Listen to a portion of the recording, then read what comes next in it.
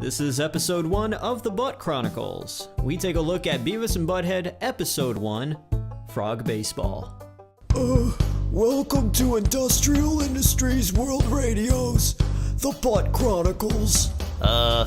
You said welcome. Oh God.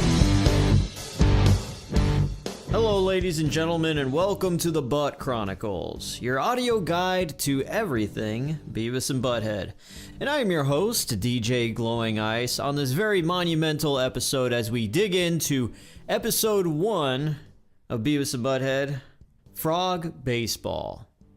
Frog Baseball premiered at Spike and Mike's Sick and Twisted Festival of Animation, and then it made its television debut, not as its own series, but on a TV show called Liquid Television on MTV, which ran all kinds of animated shorts from different artists and animators from whoever sent in submissions to MTV or caught MTV's eye. So Frog Baseball first debuted on MTV on Liquid Television on September 24th, 1992. So it's kind of confusing, but Beavis and Butt-Head had 2 pilot episodes before they got a series.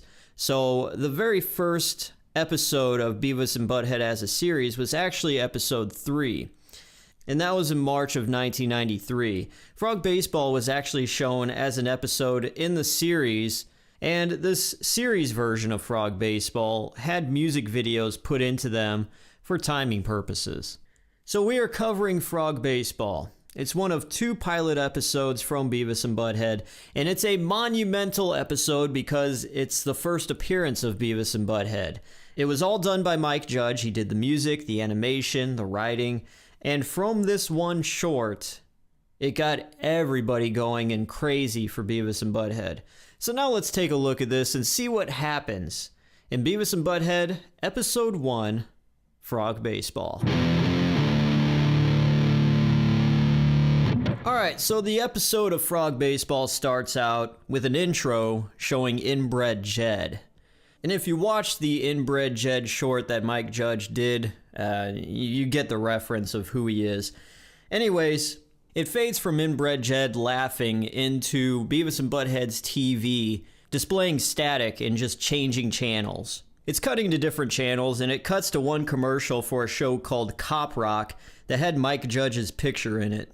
This was Mike's way of getting his face into the short because why not?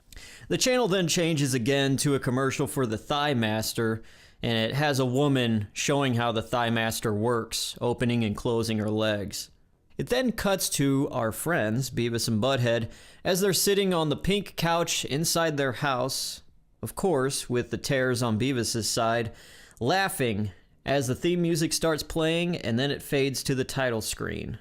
Beavis and Butt-Head in Frog Baseball, a Mike Judge film. After the title screen, it fades to Beavis and Butt-Head on the outskirts of town, as a trailer home and some telephone poles are in the background. Beavis is holding a large bug with a firecracker shoved up its butt, and he lights the firecracker and throws it. Beavis and Butt-Head then watch it blow up, mention that it's cool, then imitate the tune of Iron Man from Black Sabbath.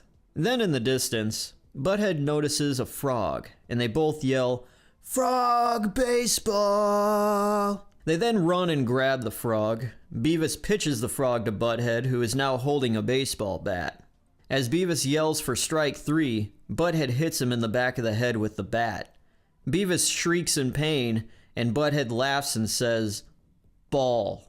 Butt-Head then throws the frog up in the air, pitching it to himself, and hits it. A nice juicy sound effect of the bat hitting the frog sends the frog flying. The battered and bloody green frog then smacks onto the ground. Beavis and Butt-Head laugh, and Butt-Head says that was cool. They both then mouth the riff of Smoke on the Water by the band Deep Purple. And then you hear the sound effect of a dog barking. It pans out, and then you see a white poodle with the boys off in the distance. Beavis says, "Whoa, check it out, Butt-Head. Mrs. Higgins' poodle." It then shows the faces of the boys close up as they yell, "Dog Baseball!" And they run to the dog yelling to get him as it fades to a card saying, "To be continued." As this to be continued card is displayed, you hear the sound effect of a dog being hit and it crying. The credits roll and it states that animation, voices, and music were done by Mike Judge, along with the thanks from other people that did cell coloring and other things as well. After the credits, the final frame states that no animals were harmed in the making of the film. 1992, Mike Judge. Like I said before, music videos weren't a thing in the original Frog Baseball, and they were only added into the later version when Beavis and Butt-Head became their own series in March of 1993.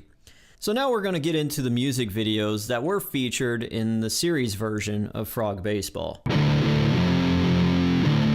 So in these music video segments, it would show the music video for a little bit, and then it would show Beavis and Butt-Head and them reacting to it or just talking trash about it. If they liked the music and they liked the band, they'd be rocking out. And if they didn't, sometimes they would just change it and turn it off to a different video, or they would just give it a lot of crap and just really trash it. So here we go. The first music video on the Frog Baseball episode is Rock and Roll All Night by the band Kiss.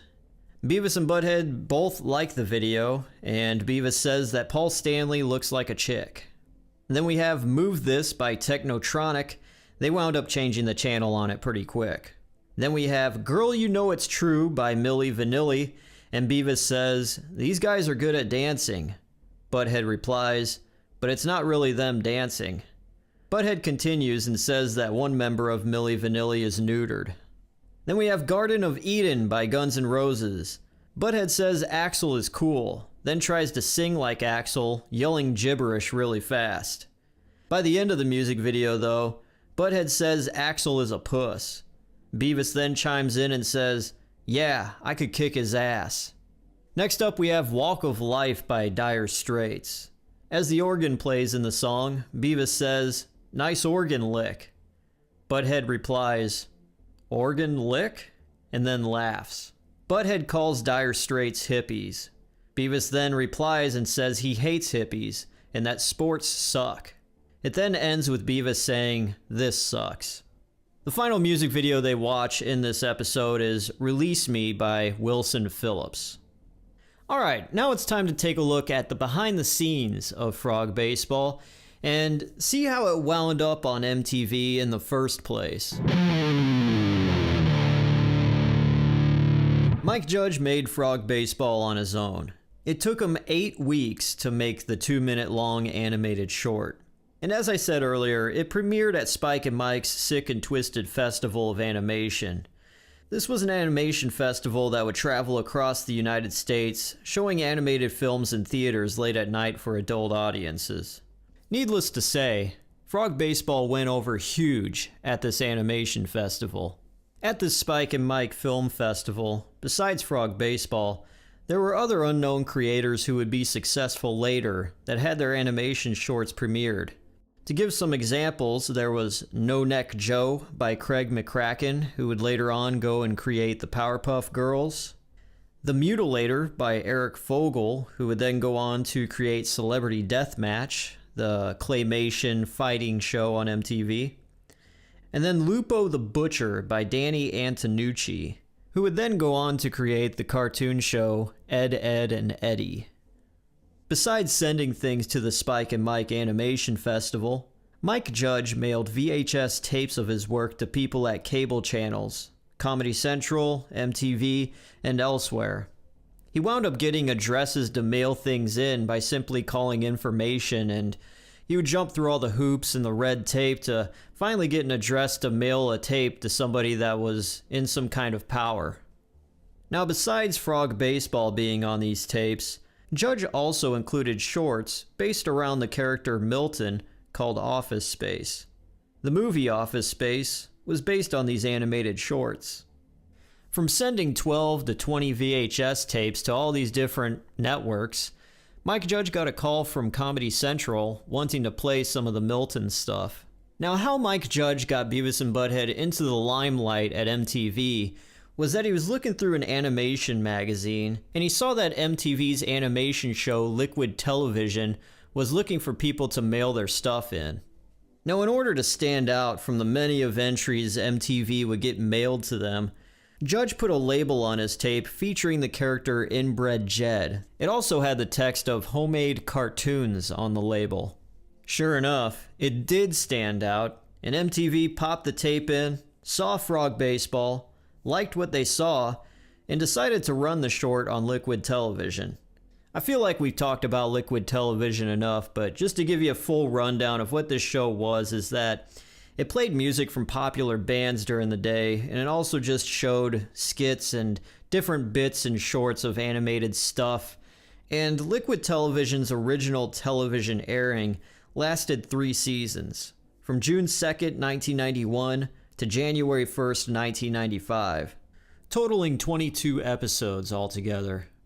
On September 24th, 1992, Frog Baseball was featured on episode 7 of Liquid Television, which was the first episode that kicked off season 2. And then when Beavis and Butt-Head became a series the following year, Frog Baseball was then shown on March 11th, 1993. So that's your behind the scenes of Frog Baseball. Now let's get into some fun facts.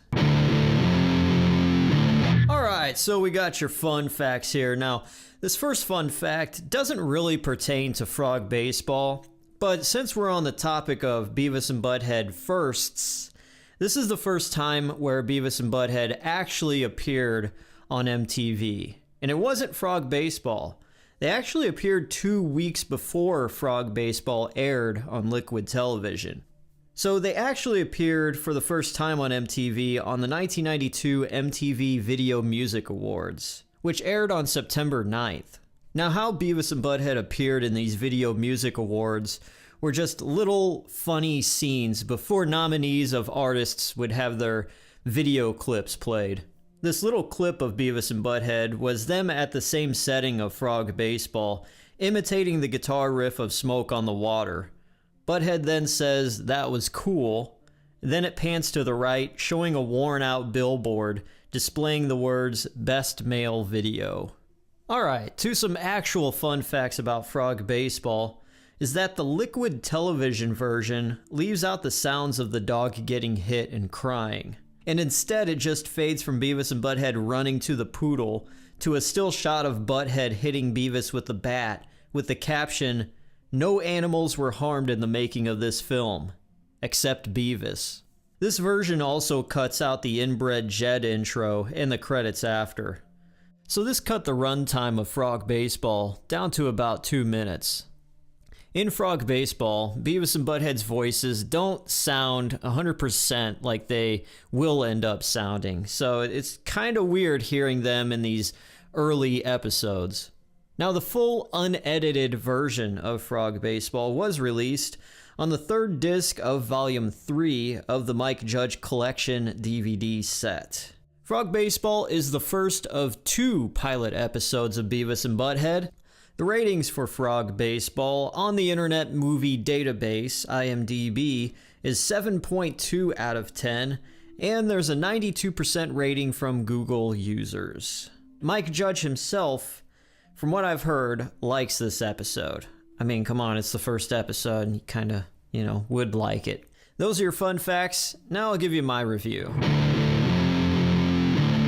My relationship with Frog Baseball is, I didn't really see it until far later on. I actually saw it on the DVD Mike Judge collection. And as much as I watched Beavis and Butt-Head when they first came out, I never came across Frog Baseball. At least they never played it when I was watching it. My very first Beavis and Butt-Head episode that I could remember seeing on MTV was the one where they were washing the poodle at the laundromat and then they puked all over it after. And yeah, so I don't remember Frog Baseball up until later on when I was like 20. And I popped it in my DVD player and I saw this and I was like, what? As I watched every single episode that I could as a kid up until the original series ended, this was like a huge, just kind of mind-blown moment for me. Just like hearing Beavis's voice a little bit different and the animation being very kind of crappy. But that was the style of Beavis and Butt-Head. It's just kind of loose and It's not supposed to be polished. It's supposed to look like that. And that's kind of like the charm of Beavis and Butt-Head, I think. So seeing Frog Baseball after being spoiled with seeing all the great Beavis and Butt-Head episodes, you know, the great Cornholio, Buttnicks, there's so many I can't even think of off the top of my head, but it was kind of a letdown compared to what I had seen already. So to look at this from a standpoint of just like being fresh and never seeing any other Beavis and Butt-Head episode, I could see why it made an impact because it was a lot more edgy compared to when it got on MTV, you know, with the dog being hit and a lot of violence. Like, not saying that there wasn't violence on the regular stuff, but it was a bit more edgy and, I guess more underground. So I see Frog Baseball from a historical aspect as a very important episode, but to me, it kind of falls flat compared to everything else that I've seen. So if I were to give Frog Baseball a rating out of 10, I'm going to say from the importance and a historical aspect, a 5 out of 10. It's cool, don't get me wrong, but comparing it to all of the other Beavis and Butt-Head episodes, it's not my favorite. But I could understand from someone not seeing a Beavis and Butt-Head episode and seeing Frog Baseball how much of an impact it did make. So I could see it from that standpoint as well. But that's my personal opinion, and that's my rating for Frog Baseball.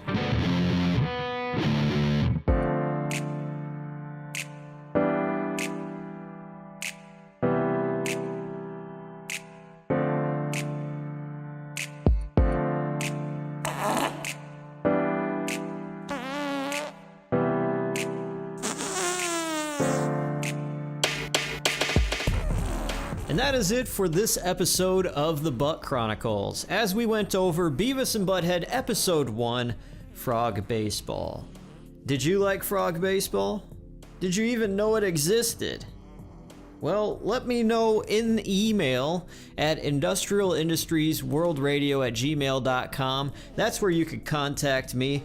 We also have a Facebook page at The Butt Chronicles. And you can reach us on Instagram at IIWR Podcast and sound off on there. And if you enjoy the podcast so far, the whole 2 episodes we have now, you can go ahead and rate us on Apple Podcasts or whatever and do whatever you want to do. But if you do enjoy this, it's much appreciated, but it is what it is. Who cares? Anyways, I am DJ Glowing Ice, and this is The Butt Chronicles, your audio guide to everything Beavis and Butt-Head. See you guys next time.